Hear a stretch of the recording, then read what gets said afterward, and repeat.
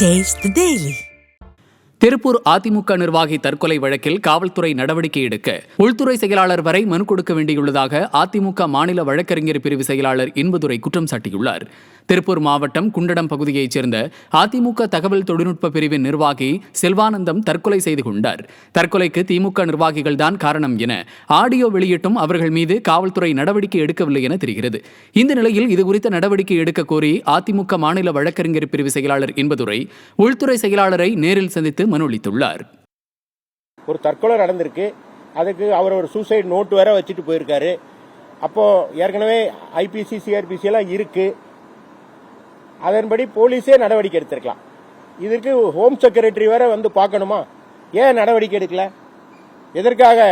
இப்போ ஒரு சாதாரண ஒரு ட்விட்டர் போட்டா கம்ப்ளைண்ட் பறக்குது, இரவோடு இரவாக அது யாரா இருந்தாலும் அவரை தூக்கிட்டு போயிடுறாங்க. எவ்வளவோ வழக்குகள், எத்தனையோ வழக்குகள் மிக வேகமாக நடக்கு.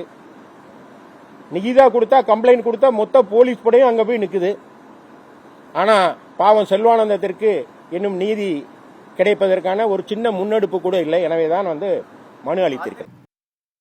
சென்னை திருவொற்றியூரில் மின்சாரம் தாக்கி 12ஆம் வகுப்பு மாணவன் உயிரிழந்தது தொடர்பான சிசிடிவி காட்சிகள் வெளியாகியுள்ளது. கடந்த 2ஆம் தேதி பெய்த மழையால் திருவொற்றியூர் பகுதியில் உள்ள தெருவில் மழைநீர் தேங்கியுள்ளது.